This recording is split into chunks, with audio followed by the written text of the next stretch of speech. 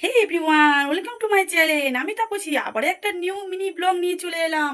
আমাদের এখানে হাঁটুতে খেলার প্রতিযোগিতা শুরু হয়েছে, চলো দেখা যাক।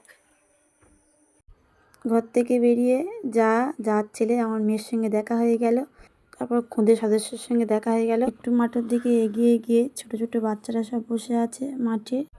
তারপরে দেখলাম মাঠটাকে খুব সুন্দর করে আলপনা দিয়ে দিয়েছে, তে হাডুডু লেখা আছে।